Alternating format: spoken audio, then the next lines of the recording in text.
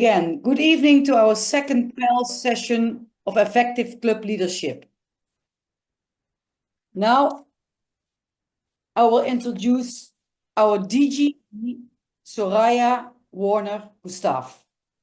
DG Soraya is a corporate banking professional for over 30 years. She's a member of the Rotary Club of St. Lucia since 2010. She served as a president of her club, served as a district secretary. She served as a district interact chair. DG Soraya is a Paul Harris Fellow. She is a charter and continuing member of the Strict 7030 Polio Plus Society. And she's a member of the Paul Harris Society. I made the bio a little bit short because I know we all want to go to the presentations of our two people tonight. Please give a warm welcome to our DG Soraya Warner Gustav. Soraya, the floor is yours. Thank you so much, AG Liz, and good evening to everyone and welcome to our second PEL session. I do have a brief presentation, so just allow me to share my screen, please.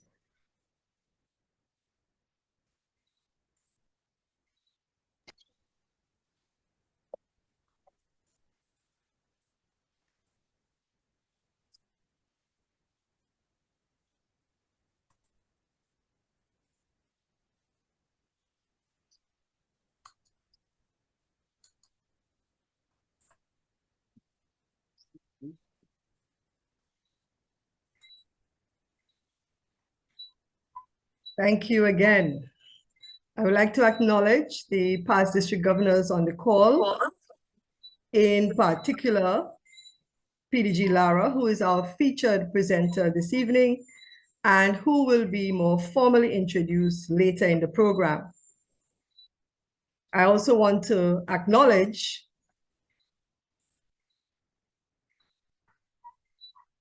our other district leaders and all of our president-elects, secretary-elects, all incoming leadership. This is really your session, and tonight it is all about leadership. I would like, however, to talk a little bit about leadership expectations and provide a recap following Tuesday's session. You know, Rotary tells us about our 5 core values. But I do believe that leadership can be considered the most important value of them all. Strong visionary leaders are essential for guiding our organization through these changing times and ensuring that Rotary's mission and values endure.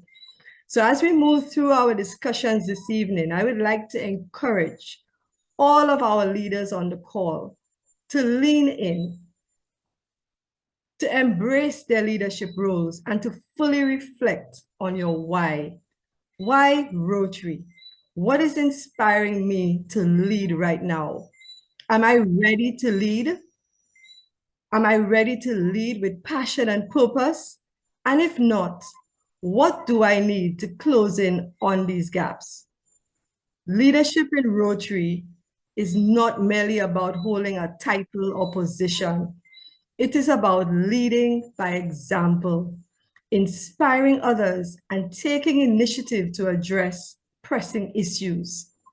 Rotary leaders are individuals who embody the 4-way test, ensuring that their actions and decisions are rooted in truth, fairness, goodwill, and beneficial outcomes for all concerned. In our first session on Tuesday, you were introduced to Rotary's action plan, and more importantly, on how to use the action plan and its supporting priorities to assist you with your own club planning. And this was deliberate because this is where we would like you to start. With 1, envisioning your plans for the year and determining what your priorities should look like. And 2, reflecting on leadership, on you as a leader, and on the leadership team that you would need to build. As a president-elect, and I'm addressing the president-elects on the call, you start off with developing and evaluating your club plans to make sure it is current and relevant, And so it is important that you know and understand what RI's focus is, what the highest priorities are, what our action plan is all about, and the strategic priorities underpinning this plan. So incoming President-elect Mario started us off with his focus through the new presidential message, Unite for Good, issuing a call to rejuvenate Rotary. President-elect Mario sees innovation, continuity, and that is continuity of leadership and the development of partnerships as the three pillars necessary to revitalize our organization. Now, while our external priority remains as polio eradication, membership growth is our number one and only internal priority, with a call from President-elect Mario to pursue multiple channels or avenues through which we can expand our reach and grow membership. So as we prep for our year, we already know what our main internal focus is. And this is important as it needs to filter through 2 clubs and the general membership.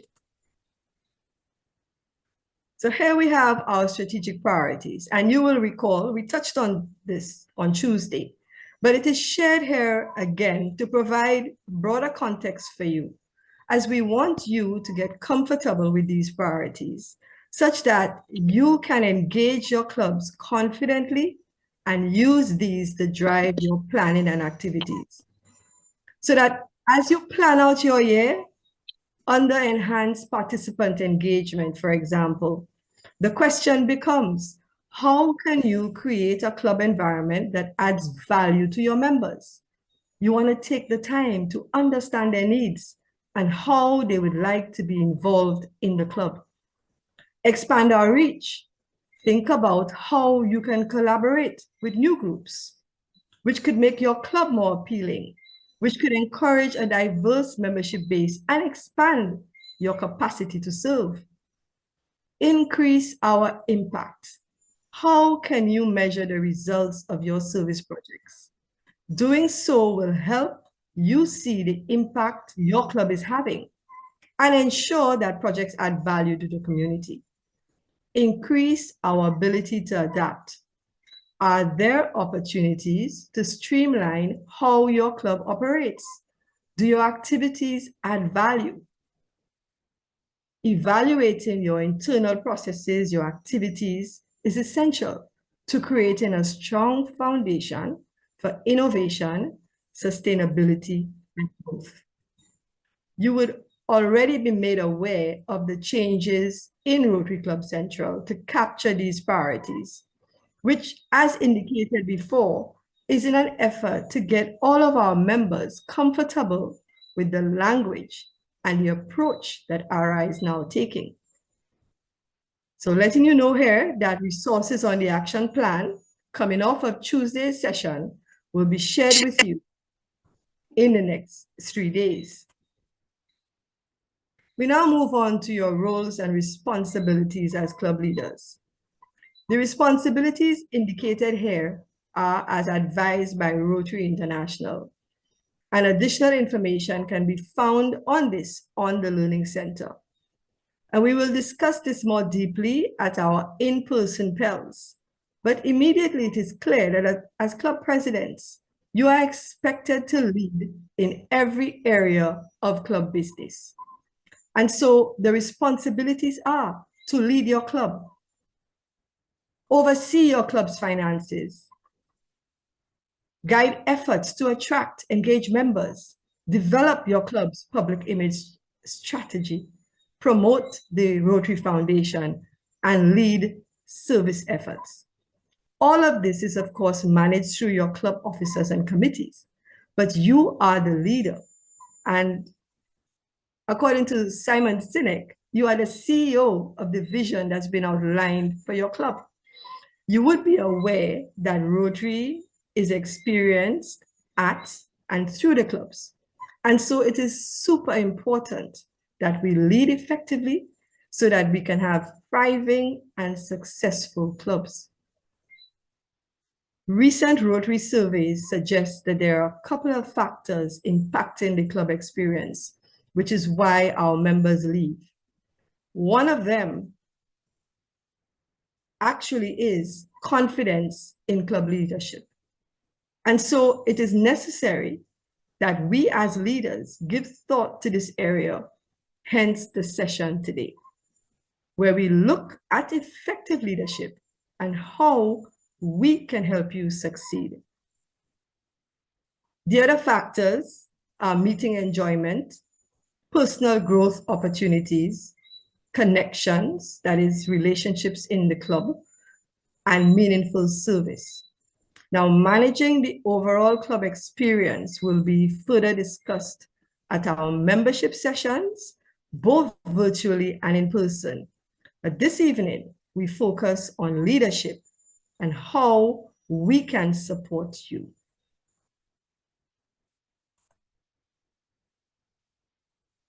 The final slide this evening touches on resources, or more importantly, utilizing the resources that are available.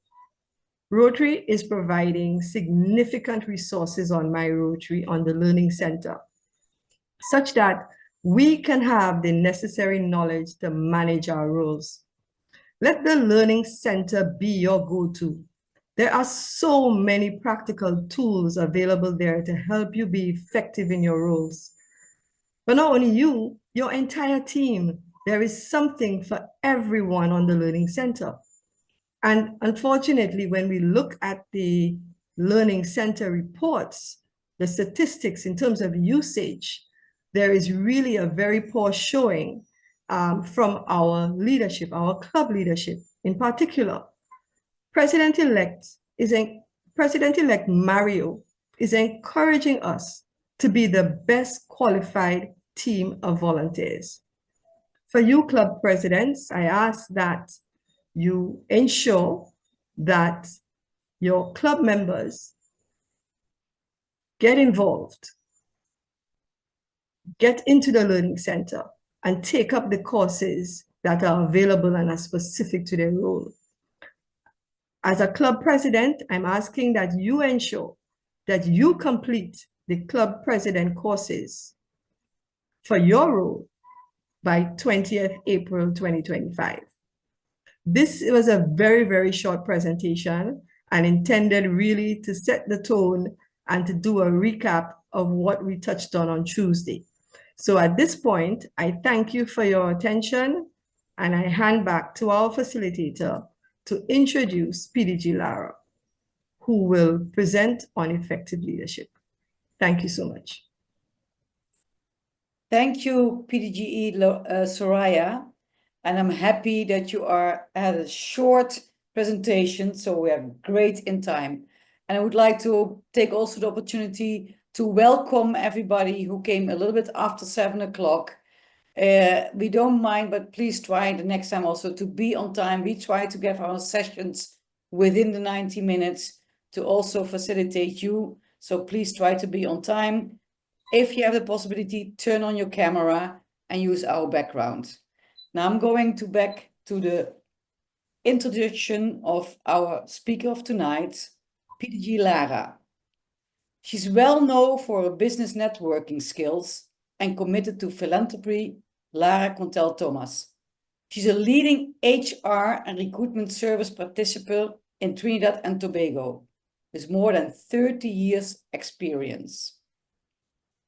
Her role as founder and chairman of Regency Recruitment and Resources includes strategic planning, crafting HR service proposals and contracts, negotiations, client master service agreements, and creating and facilitating training programs for corporate customers in a range of topics, including performance management, business etiquette, interviewing skills, and professional networking. Currently enrolled for doctoral studies with the University of Trinidad and Tobago, Lara is exploring workplace policies to support female employees experiencing perimenopause and menopause. Her education includes an MBA from Henley Business School and certificates in industrial relations, labor law, behavior economics, and contract law. And I tell you, there's many more to tell. But I would like to go a little bit on our Rotary experience and my experience personal with Rotarian PDG Lara. And if you want to meet her in person, please come to the district conference and then you will see what an amazing Rotarian our PDG Lara is. She's a dedicated Rotarian since 1999. She's a major donor to the Rotary Foundation and, as we know, a PDG for our District 7030. My personal contact with PDG Lara started like 12 years ago when she helped our 3 founder members, I was one of, to charter the Rotary Club of Portsmouth in Dominica. We are still grateful for all the work she did for us. Thank you, Lara. She's a training facilitator for incoming club leaders across the region. And again, a project I was able to see myself last year in Trinidad. She managed for the last 8 years the MUM, the Annual Model United Nations, a youth development program, what is really amazing. I would say, Chais district people sign up for it. So I tried to make it not too long, but I could go forever. Please be ready for our trainer, PDG Lara, who will help you tonight to become the leader in your club. PDG Lara, the floor is yours. Thank you very much, AG Lise. Good evening to all my fellow Rotarians across District 7030. And before I start my slides, I want to endorse what Lise has just said about encouraging you, if you're interested in supporting our Model UN. This year's our 25th anniversary Model UN here in Trinidad and Tobago this November. And we would love to have delegates from across the district. Grenada's already signed up, I know for sure. I'm anticipating Curacao will be on board again. I know some countries have their own Model UN. Barbados just had theirs. Suriname has a great one. But we are very open to discussing how your interactors and even Rotaractors can participate in the Model UN this year if you're interested. But that is not what I'm here to talk about this evening. So we are going to be having a conversation around leadership, and I want to thank DG Soraya for inviting me to spend a bit of time with the incoming club presidents and secretaries. I saw a couple of Rotaractors on the call as well, so really wonderful that our young leaders are also part of this conversation. So let me share my screen. We tested this earlier, so hopefully it works. Press the right button. Right, okay. So, as you all know, and I know that pretty much everybody on this call is already a leader in some form or fashion, whether it's as an entrepreneur, as a business leader, whether it's a leader of your family, a leader in your church. Many of us have already had many leadership experiences in our lives. For some people, this may not even be the first time that you're being a Rotary Club president. You may have been had this role in the past. But I really think it's important for us to always take the opportunity to relook at how we lead, to re-examine whether or not we are or can be more effective leaders, but also to say we only have 45 minutes or so today. Leadership is a deep and complex conversation. It is a topic that is covered in books and training seminars and workshops. So we're really not going to be able to dig into it in any great depth. So I would encourage you after this conversation to do as the DGE has suggested and go to the Rotary Learning Centre. I'm very happy. I know the PDGs on the call are very happy to also have more in-depth conversations with you and your incoming board. Your assistant governors are there to support you. So this is really the beginning of a conversation and training about being an effective club leader. So we're just going to share tonight a few concepts of leadership that you can then take back to your club and to your board and explore how to actually apply them when your year begins on July 1st. Of course, your planning will start well in advance of that, both here in Trinidad at the Pelson conference, and then your board preparation, all of these things that you'll be doing. Hopefully some of us going to see you in Calgary at the RI convention. So all now you are preparing for your leadership role. And there are many different models of leadership. But what we want to focus on tonight, and we think is most appropriate for Rotary Club leaders and Rotaract by extension, is what we call, or what is referred to as, authentic and transformational leadership. These things really do tie in very well with the values of RI that DGE Soraya mentioned. We're going to have a look at the difference between a leader and a manager. We'll also briefly discuss how to manage conflict, which, as we all know, is unfortunately one of the experiences that you're going to have as a club leader. We all experience it. It's part of human nature, but there are some techniques for how to manage that as a club president. And then we'll look at the characteristics of an effective leader, as well as how you are to behave as a club president, as a representative of Rotary District 7030 and by extension, Rotary International. So just to set the scene, and DGE Soraya has done this as well, at the International Assembly, which was held in San Diego earlier this year, all of the incoming district governors around the world discussed what it really is going to take to grow and energize, in some cases re-energize, Rotary and Rotary clubs. And again, the DGE spoke about membership being one of our, or the most important priority for our district. And the governors around the world came up with the idea that we need to make Rotary a place that people love to be. And I think that's a very powerful statement. We may love it for different reasons, but do the members of your club love being there? And this is something that you in your Rotary journey will have to build or rebuild or expand or build on what's already gone before you to make sure that your club is a place people love to be. A lot of that is around having fun and fellowship, sharing stories, but it also is about action that is taken by the leadership of the club. And yes, you're the president-elect, you may be secretary-elect, but it's really the whole board. It's all project managers, it's all club leaders, it's all directors really need to support you as president to fulfill the vision of our district, of Rotary International. And so the whole idea of uniting for good is really coming out of keeping the magic of Rotary alive. So think about what you can do this year to make Rotary, through your club and your youth groups. Whenever I talk about Rotary, I am talking about Rotaract and Interact and Early Act as well. I'm talking about all of the different touch points in your Rotary family. So think about how you as president can make your club stronger. And it really does begin with the president and the role of the president. And I thought this statement by the president of the Rotary Club of Chicago, as you know, Rotary Club of Chicago was the first Rotary Club ever. And I find it so amazing to see that this young man was president a few years ago, but they really are expanding their reach to young leaders, which is so exciting for, you know, the original Rotary Club that one might think is stuck perhaps in more traditional values. But I love what Connor said, is that he talked about, as a president, you feel like you have to be good at everything. It's the same as running a business. It's the same as being a parent. You don't have to be good at everything.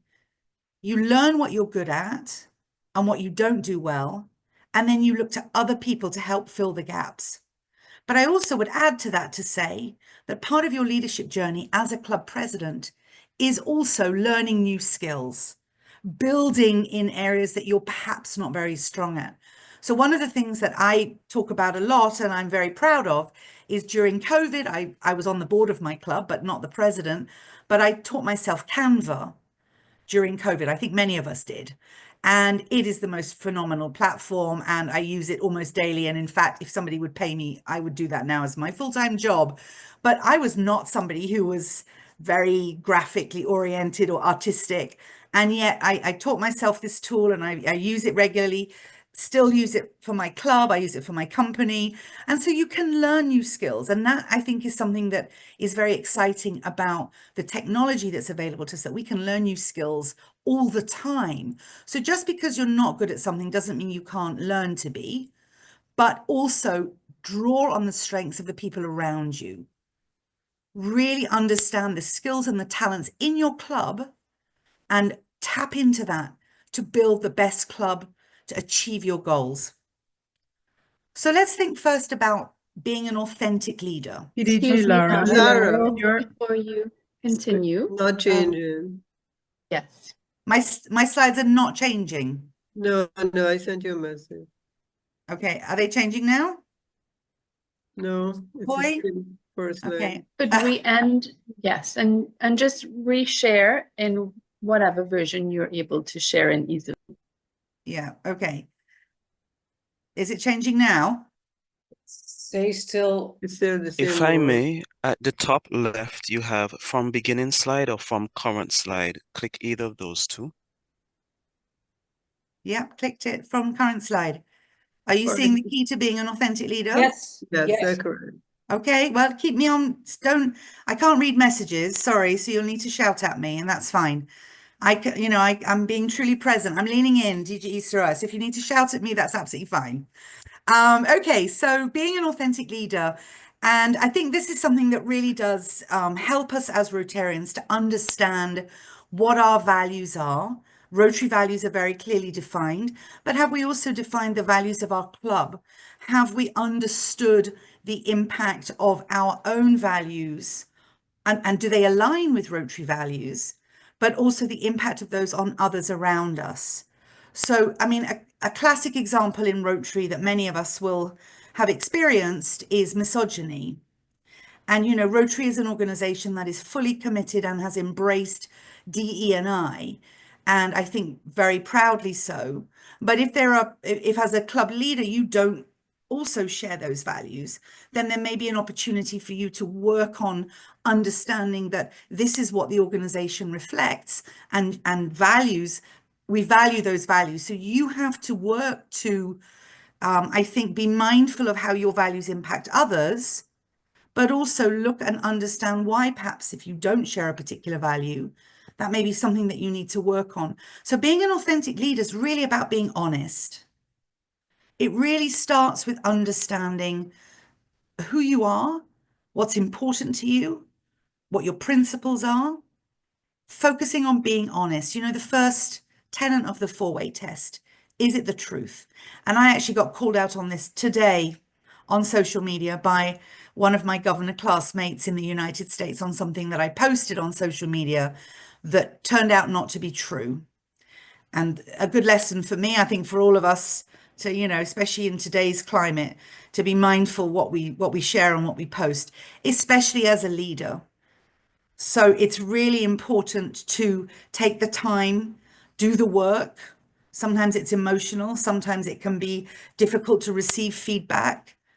Many of us are old and feel like we know what we're doing and we've been doing it for a long time, but you can always learn. You can always do better. And a big part of that is listening to others. So to be an authentic leader, you have to be very self-aware. Not all of us are good at this, but it is a journey. It is a journey of learning and exploration and understanding. And for you to truly lead your club well, they need to know that you're authentic. So authentic leadership is really around adhering to your values. We were talking before we began about the Barbados Prime Minister, Mia Mottley. Some of you may have seen her speech, I believe it was today or yesterday, in the Barbados Parliament about the Cuban medical staff who supported the Bajan healthcare system during the pandemic. And that is somebody that we in the Caribbean, certainly the English-speaking Caribbean, admire as somebody who stands by her principles, regardless of outside pressure. And I think we need more people like that in the region, in the world, who stand up for what they value. I think many of the European leaders, President Zelensky, we're seeing leaders really coming to the fore and staying true to their values. So that's part of being an authentic leader. But it's also important, as I said, to listen to others, to learn from others. And all of that is to understand what your strengths are and what your weaknesses are. Where do you need help? Where could you learn some more about something that you're not very clear on?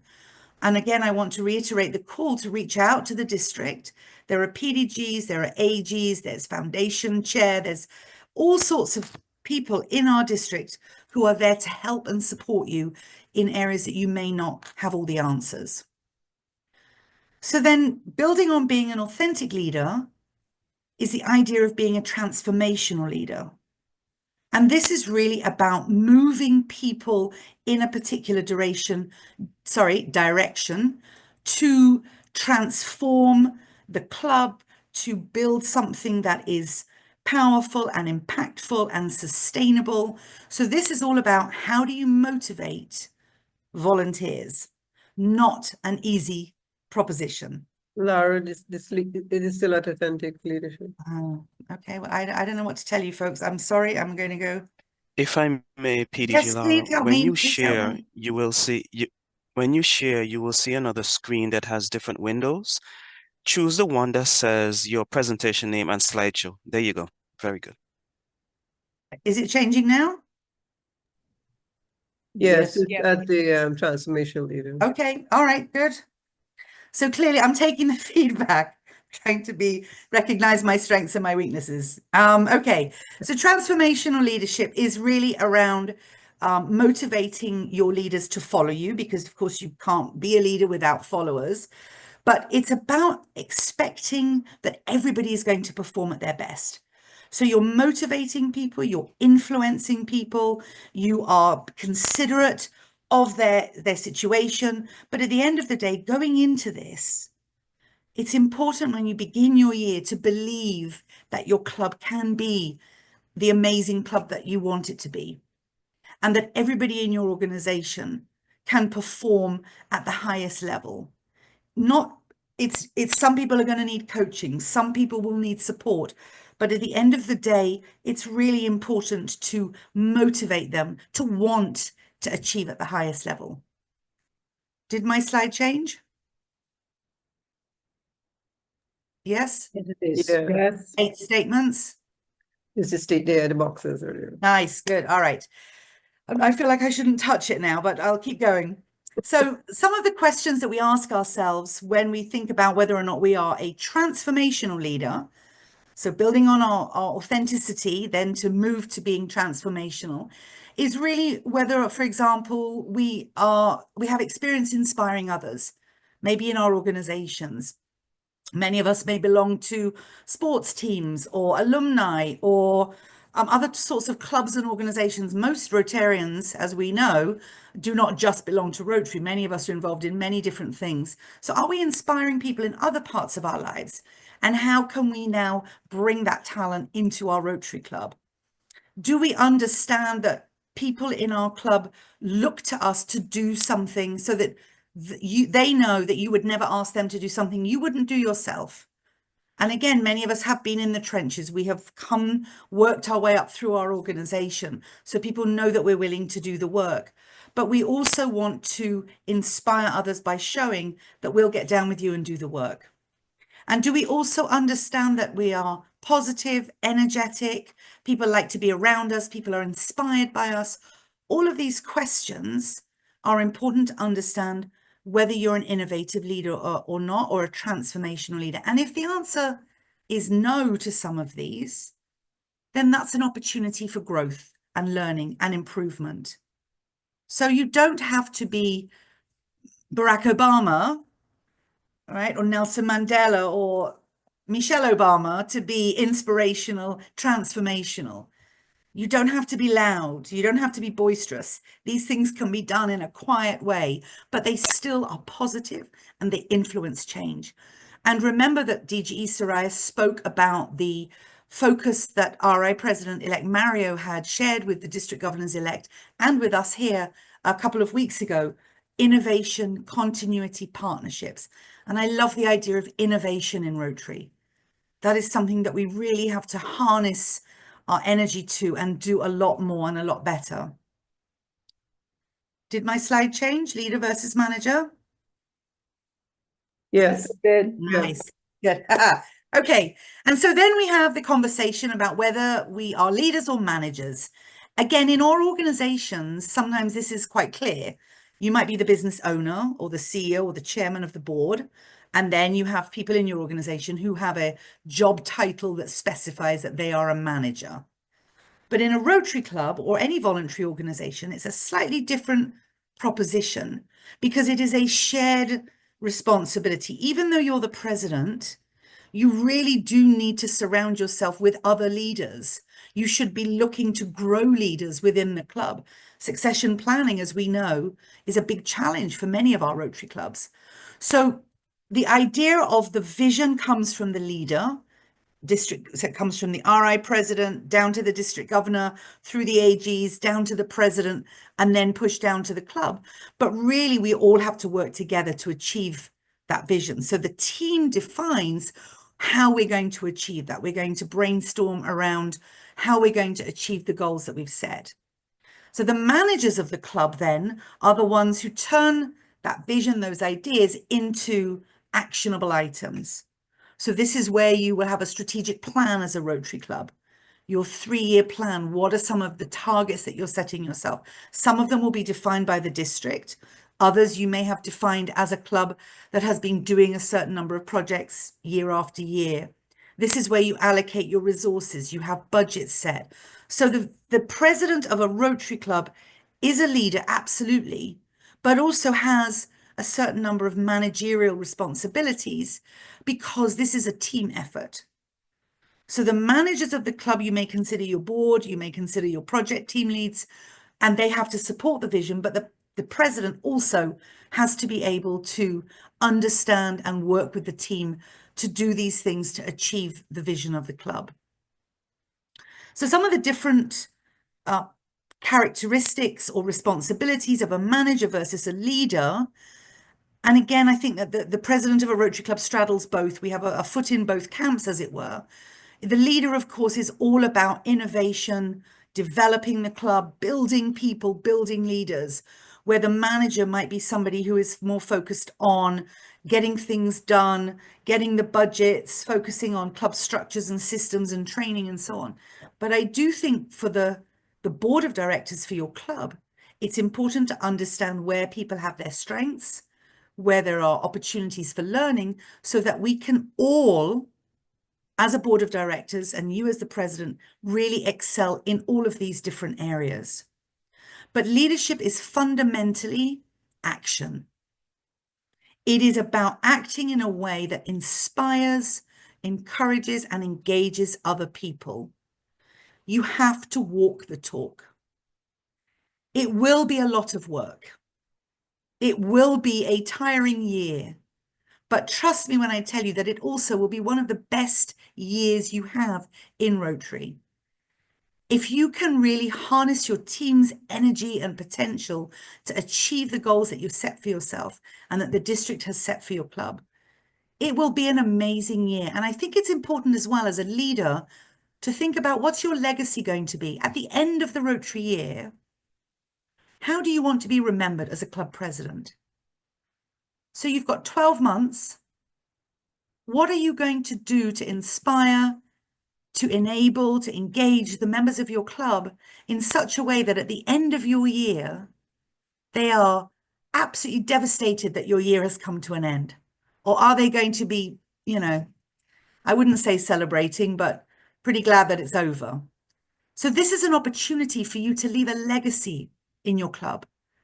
And I really would encourage you to think about it from that point of view. Now, as I mentioned, we are going to experience conflict. Unfortunately, it's a fact of life when more than 2 human beings sit in a room or sit in a space, even on Zoom. So it's really important as a president of the club, and I would encourage you to really talk to your board about this as well, is to develop some strategies for managing conflict and even some guidelines and some rules and some protocols. And we can help you with this. I am sure the Rotary Learning Centre has some tools, information on this, but also more broadly, You are going to get conflict with volunteers because people are in Rotary clubs for different reasons. People communicate in different ways. People are from different generations. People have different expectations of their Rotary service. So it really is important for you as a president, and by extension through your board, to communicate effectively. And that does not mean only sending a WhatsApp or only sending an email. You have to commit to really talking to and engaging the members of your club, especially when there's a conflict, to understand all points of view. And we know that there are many members, my club is no exception, who simply do not respond to WhatsApps, emails. Sometimes you physically have to go where they are and sit and have a cup of tea or a glass of rum or whatever it takes and have the conversation and have an honest, open conversation. Now, remember, we started by saying you're an authentic leader. That builds trust.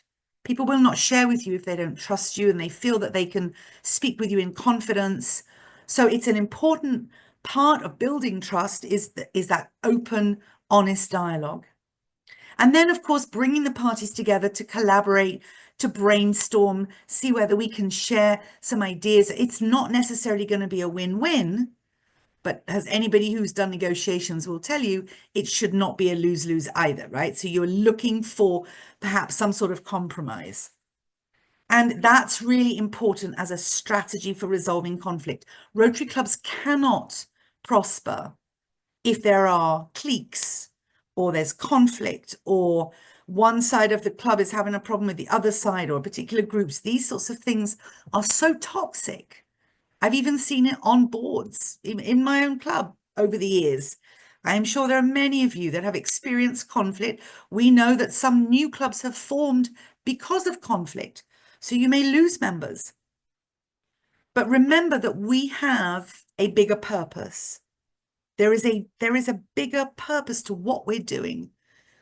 Yes, the fellowship's important. Yes, we love having a good time together, but we are uniting for good. And God knows the world needs more good. So we cannot allow conflict and bitterness and gossiping and back-talking to stop us from achieving our potential as Rotary clubs. And your role as leader is really going to be to try and nip this in the bud whenever you see it. So there are a number of steps that you can take.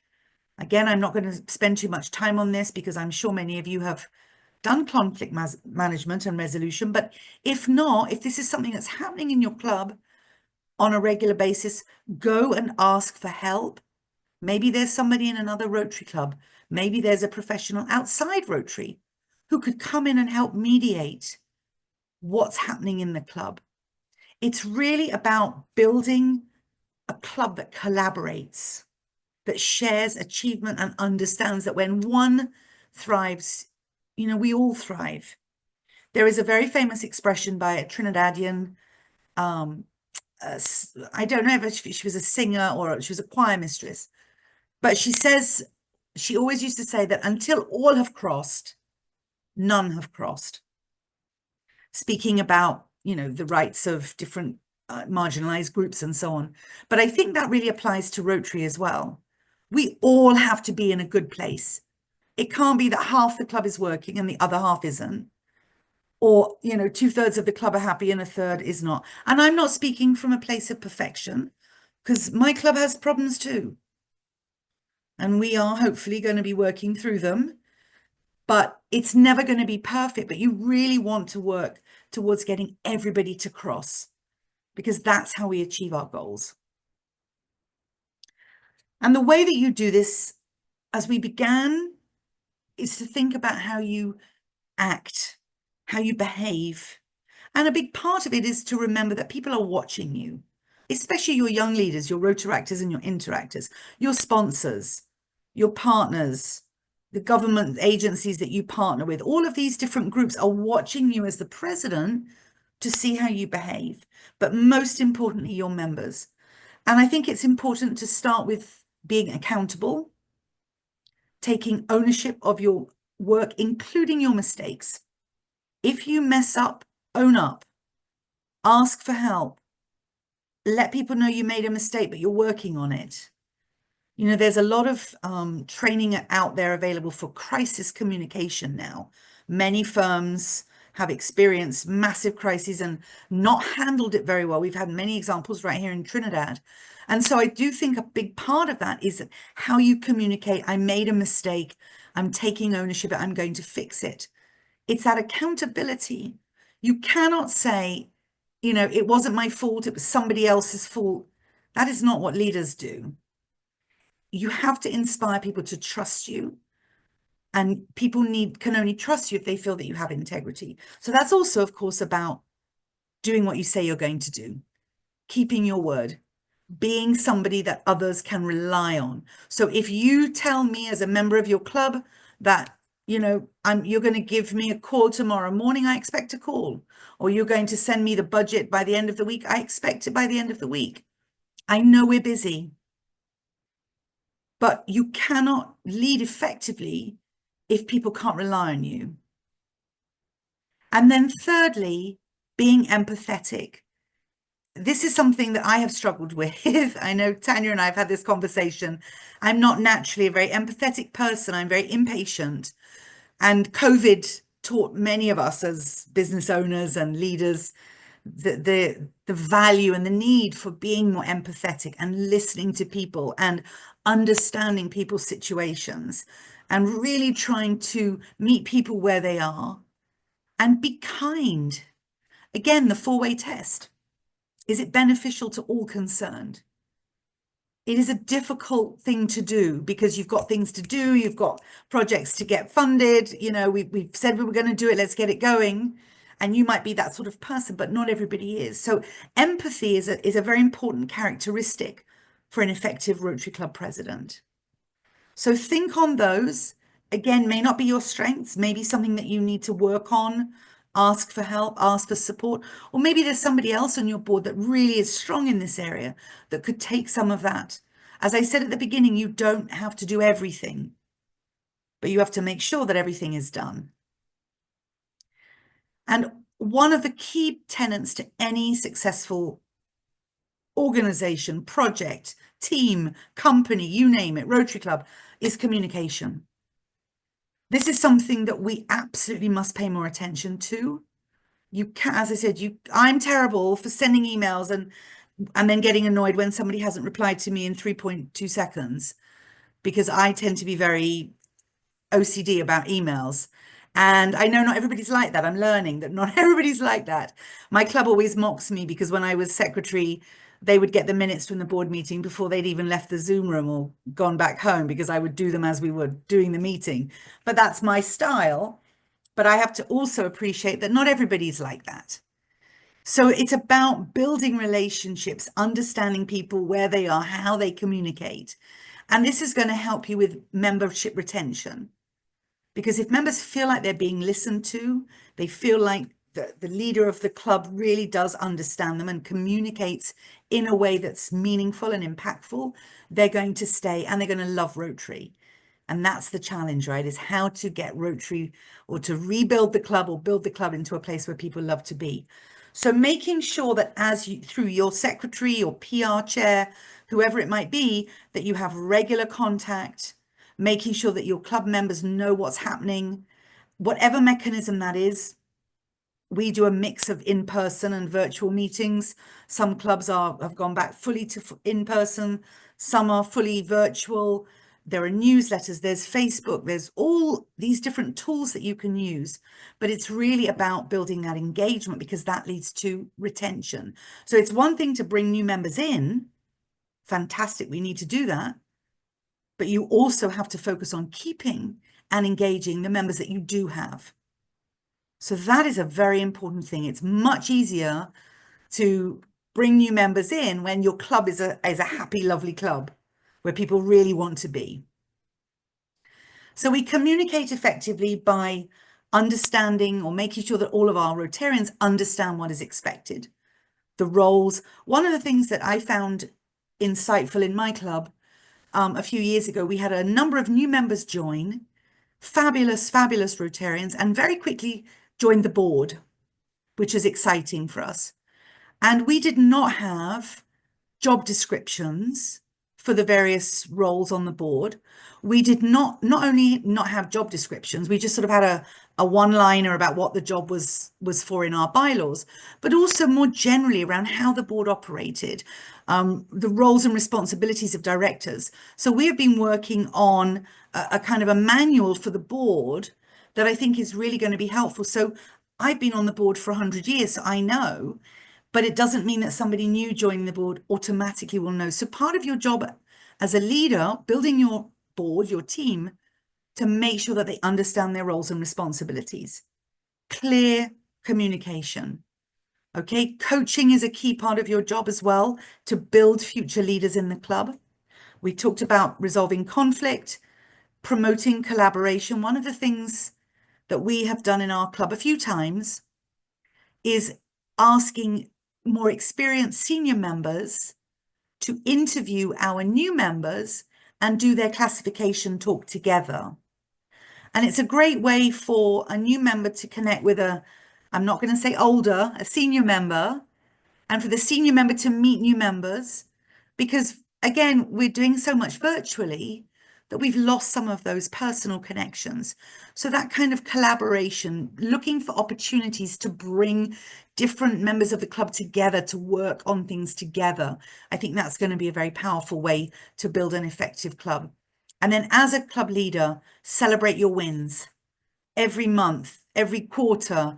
You know, celebrate the Rotarian. You remember, some of us will remember we used to do 100% attendance, get a certificate. We would call out the names of the Rotarians who had 100% attendance. There are things like that that you can do very creatively in your club to celebrate the members. Okay, even small wins are worth celebrating. And so in order for you to truly be an effective communicator as a club president is to remember the 7 C's. You can have a look at the slides after. I don't need to go through them in any great depth, but it's important, I think, as an authentic, transformational leader to be always mindful of not just what you communicate, but how. If you're going to write an email, write it and then leave it. You're going to do a WhatsApp or a news, write it and then leave it. Come back to it. Be thoughtful, because those, especially things you post online, those things do not go away. So you need to be a thoughtful, considerate leader through how you communicate to your members. And then finally, one of the key aspects of being an effective club president is stewardship. Now, I know that stewardship predominantly refers to money, but I do also think that it's important to understand that you are stewards of a brand. You are stewards of a reputation. You are stewards of, in some cases, money, but also it might be information. You are stewards of people's time. You may be stewards of of their children coming to a project or the Interact Club. So it's really about careful and responsible management or leadership of something that has been entrusted to you. So we use the word stewardship a lot when we talk about sustainable projects. And we talk about sustainability and building that as a pillar of the work that we do in Rotary. And it's really the idea about building healthy, equitable, sustainable clubs. So again, think about your legacy. When you leave your club, June 30th, 2026, at 11:59.99 p.m., as you close off your year in president, what will your legacy be? Have you left behind a healthy, equitable, sustainable club? Does everybody in your club feel engaged? Do they feel loved? Do they feel as if the year was really an astonishing, remarkable, transformational year for the club? We have so many opportunities as club presidents to really put our energy into building something that will last. And your Rotary Club may have been around for 50 years or 60 years, but is it really healthy? And again, there's lots of tools that Rotary provides you to check the health of your club. Is it thriving? Is it an equitable club? Does everybody in your club truly feel heard and seen? Or is it just a few? So think about your role as a steward. All of those things we've talked about will lead you to be an effective steward of your club. There are techniques for becoming a responsible steward. A lot of it is around documentation, processes, etc. But a lot of it also is around understanding the impact of the work that you do in your community, with your young people, with your members. So really holding yourself accountable to being responsible and building a healthy, equitable, sustainable club. A club where members are united for good, to do all those things that President-elect Mario spoke about. Be innovative. He talked about continuity. This isn't possible without partnerships. And I also want to encourage you once again to use the Rotary action plans that are available to you. There's one for membership. There's one for communication. There's one for the Rotary Foundation. So use the tools. You're not being asked to reinvent the Rotary wheel, but to use it to create a club that you're really proud of. So at the end of your year, you can look back and say, that was amazing. If I say so myself, pretty proud of what we've achieved. So remember that being a club president is an important responsibility. You have to focus on being authentic and transformational, building strong clubs that communicate effectively, that collaborate to achieve the goals. So remember to lead boldly, connect deeply, and keep the magic of Rotary alive. Thank you very much indeed. Appreciate it. Thanks a lot, PDG Lara. We have some questions, and I would like to hand over in a second to our AG Liz Cox, who will present the questions, and I hope you can take the time to answer them. We have about 20 minutes, and in the meantime, well, AG Liz will and our PDG Lara will answer your questions.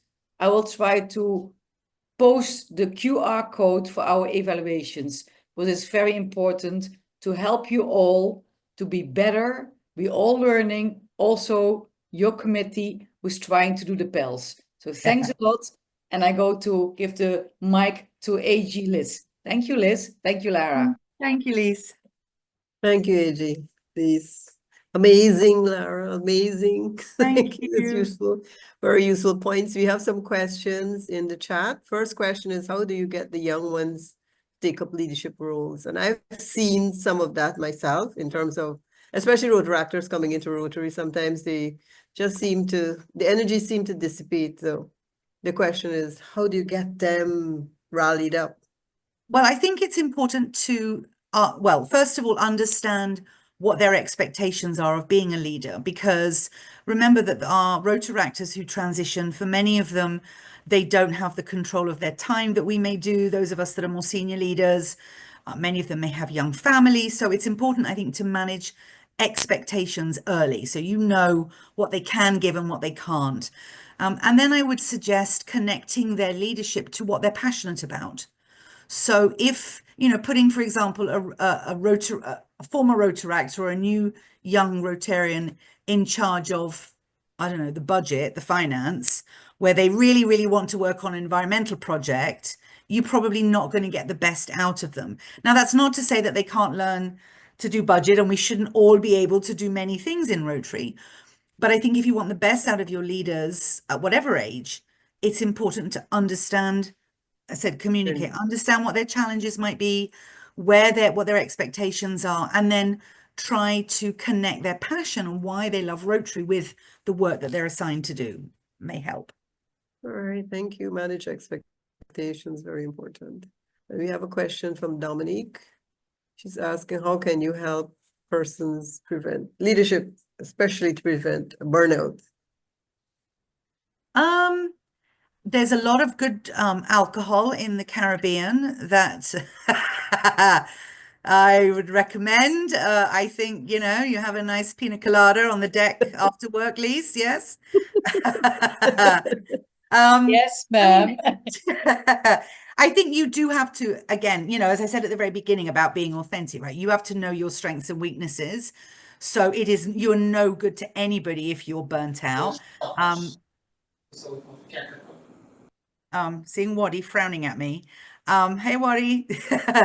One of the things that I always remember, RuPaul, for those of you that love Drag Race, RuPaul saying, how the hell can you love somebody else if you don't love yourself, right? You have to love yourself first in order to have the energy and the strength and the stamina to love others and to, be positive and enthused and energetic. So you have to have balance in your life across all aspects of your life, and that includes Rotary, asking for help, leaning on others. Remember, I started by saying you cannot do it all on your own.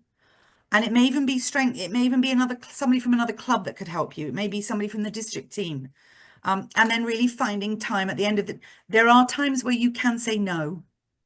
It's quite a powerful thing to say no. It's not natural, I think, for Rotarians. We tend to be more yes people, but sometimes you may just have to say no.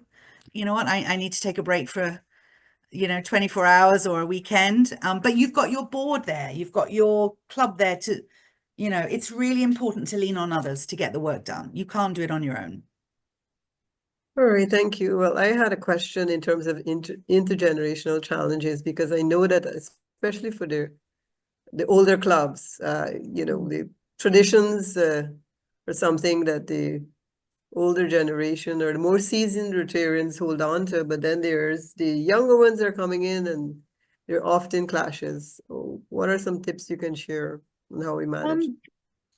Well, as one of the older generation, I guess now, Me too.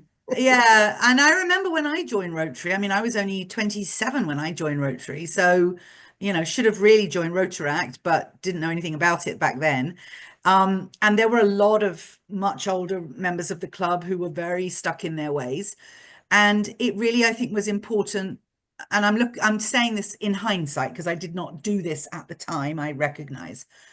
But to understand why those traditions were important, to really speak to. So again, having mentors of senior Rotarians with younger Rotarians to bridge those gaps, understand why is it so important for us to do something this way, or many times they don't understand on either side. The older generation doesn't understand young people's obsession with, I don't know, TikTok. But, I put my mother on TikTok and I haven't seen her since. So I do think that, sometimes it's just about exposure and learning and understanding. It's not easy for sure. And many people are resistant to change. But I do think clubs, we've seen it. Those of us, I don't want to belabor the point, but, PDG David and others will know that at the Council on Legislation, there's whole sections of the Rotary world, America, Australia, Great Britain, that are having to completely rethink how they do Rotary because clubs are dying, literally, right? They're not bringing in young people. They're not bringing in, they're not focused on D&I. And so the traditions, I believe you can keep traditions that work and also have great new vibrant traditions. So I think that blending is where there's real power. And we've done that quite well across the Caribbean, I think, for the most part. Some traditions are no longer relevant. Some are. And we must respect and honor those that are, but then maybe infuse them or repackage them in a way that's appealing to young Rotarians. All right, thank you. Of course, kudos coming in on your presentation. Oh, Fabulous as usual. should We have a look. question here from Carla. How does a leader deal with polarization in a club? Polarization. Carla, what do you mean? You being polarized, or you mean people in the club, like 2-3 separate camps? Yeah, well, remember you It- said in your presentation, good evening, everyone, Right. that having cliques in a club doesn't all go well for the club, right? Mhm. So I'm just saying, for me, that is polarization, you see? So I'm Yeah. just asking the question, how do leaders really deal with that? I mean, even with your experience in maybe conflict resolution and so, what would you Yeah. advise? Yeah. I think the key thing with that, thank you for the question, Carla. Nice to see you in San Francisco. I thought you were in Central Trinidad, but okay. I can't figure out how to put a background on. That's all right. We accept people from all over the world. I think it really starts with understanding why there's polarization. So it's that communication, asking questions, as I said in the conflict resolution, conducting an investigation. And sometimes it might be helpful for somebody outside the club, if your members are open to that, to come in, maybe somebody from another club, maybe the AG or a PDG or a conflict resolution specialist if it's really become quite toxic. And then also, of course, as the club leader, you can try to, I don't want to say to influence people to connect, to work together, assign them to projects together. But you're never gonna get rid of all of it. It's human nature, unfortunately. People sit with the people they've always sat with. People like to line with the people that they line with. And I don't think it's really a requisite that as a Rotarian, I love all the members of my club and we're all best friends, but we should certainly all be able to work together, and we should certainly not have any negativity that means that we're not able to achieve our goals. So, I mean, I'm happy to chat with you after. I'm not an expert in this, by the way, because I myself cause conflict as well. I'm very aware of that. So, so I have to be mindful of, I know my personality is very I strong. appreciate that. Not everybody loves it, but I'm happy to chat with you after about it. We can brainstorm. Thank you. All right. My pleasure. All right. Thank you, Lara.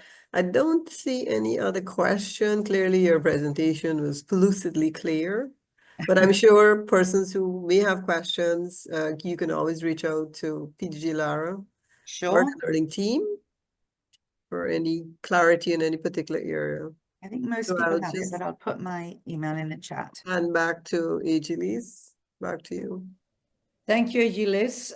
Liz. I think it can be confusing for some people, but I also know both our official names are Elizabeth.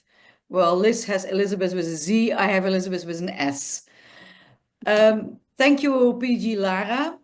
I just want to say, just come to the conference so you can all meet PG Lara in person.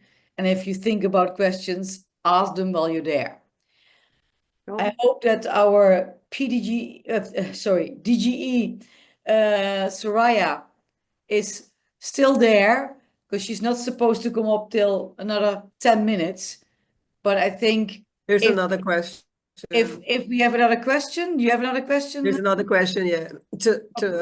Any tips on building relationship between our Rotaract clubs and our Rotary clubs? Oh, yes, I love that. Thank you. We have to do so much better, all of us, with our connections with Rotaract and Interact. It really does involve a lot of communication, sharing, working together. One of the things that we've done in my club is that every project we have as a club, we have a Rotaract representative on that project team, so that there is always a connection. So on the Model UN team, we have 2 Rotaractors, I think. We try and always make sure that they're involved in our work, and we obviously support them with theirs. I think meeting them early in the year to help plan their year. Because one of the things that seems to happen in a lot of Rotaract, with a lot of Rotaract clubs, is they come to the Rotary Club just when they need money. You know, we've got a conference coming up and, you know, you need to pay for this. But there's really not an understanding from Rotary about what that investment is for. So I do think it's definitely better communication. Have the 2 boards meet early in the year, have quarterly Zoom chats with the 2 boards. The president should know the president like that, and really build that, assign not just one Rotarian, but a team of Rotarians to be that youth liaison. So there's a number of things that you can be done, and Rotaractors want that support. They're always very keen, and they have work to do too. They're not blameless in this, because sometimes you ask them for information and they don't send it. But I do think more communication, and again, meet them where they are, you know. They're very social media, social fellowship driven. So you may have to, you know, be where they are, but I think it's very important to have open, frequent communication. And if I might add, PDG Lara, the AG can also help to bridge that gap between the 2. Yeah. I mean, I served as district Rotaract chair for 3 years back in the days where we didn't even really know who our Rotaractors were, and we didn't have a list of the clubs, and, you know, so we've come a long way, and I really think our district needs to be commended for the work that has gone into building the relationships with Rotaract and Interact. And, you know, we are by far in the Rotary world, like District 7020, you know, I think we may even have 1-to-1. Almost every Rotary club has a Rotaract club. And I remember going to districts when I was in the US on GSE, and there were whole districts with not a single Rotaract club. So we are miles ahead of the Rotary world in terms of our engagement and support for young people. But there's definitely gaps, and we definitely can do better, I would agree. Yeah, thanks for that, PDG Lara. If I can also add that this is definitely a focus for us this year. And the current Rotaract leadership really wants to introduce a pathway that has everyone focused on that type of collaboration between Rotaract and Rotary, so that you can actually see that seamless movement from one program to the next, because that's the other thing that we want to bridge. Well, that's really, I mean, that's your point, Sarah, about Yeah. Rotary, about growing clubs. The obvious place to Correct. grow your club is from your Rotaractors. Correct. But Correct. many of them, we saw it in Trinidad. They formed a new Rotary club of former Rotaractors rather than them joining in existing clubs. Correct. And I think that was a moment, I understand why, but a moment of reflection for us about why did they not all want to just join our clubs? Yeah, but then that's okay, because that's in line. Yeah, absolutely. It's nothing wrong with it. That's in Nothing line wrong with it. with the current movement, really, or the direction that you can have multiple ways to grow Rotary. Exactly. But you don't want to be a club where young people don't want to be as well, right? Well, So that is true too, but you have to accept the reality that that may very well be what it is. That's right. At the end of the day, it's a cultural thing. And I know that, former RA President Barry Racine, he also put Rotaract on the kind of Rotary world stage. Correct. And he really has pushed that focus on young people, and that's the future of our organization. So we have to take it seriously. Absolutely. And I would also just share that coming back from International Assembly, which is that final training ground, Rotaractors were actually present and participated in the training with district governors. So again, setting the tone and the direction of Rotary going forward. So yeah, within our district, we really want to see a tighter approach, really, relative to Rotaract and Rotary. All right, thank you. There's a question from Larry Lawrence. Any suggestions on how you engage members who are chronically absent from meetings and events, having conversation with them about their behavior? How can you conduct this conversation? I'm going to hand that one over to PDG Sonia. No, that's a tough one, Larry. I think we all experience, my club is not immune from that, sadly. We kind of went through what we called a traffic light evaluation. So we have green light members, top class, fully engaged, no issue. We have the amber light members who are sometimes there, you can call on them for some things, but they don't come, but they're not completely absent. And then we have the red lights who are delinquent, let's call it that. And we have, over the last few months, really put a lot of effort. We have a new membership chair in connecting with them to understand why they're not engaging. And it's a very frustrating exercise, if I'm honest, because people will say, well, I can't make the in-person meetings, but then we meet virtually, twice a month. But I can't make the evening meetings, but then we have a lunch meeting once a month and we have weekend events. So some people, I feel like I don't know, maybe they've just lost the passion. And I am of the view, this is my personal view, that there are some people who should leave the club. And I know my board will hate me for saying this, and I've been saying it for years. Rotary is very clear about what the guidelines to being a Rotarian are. It's very clear what engagement is expected.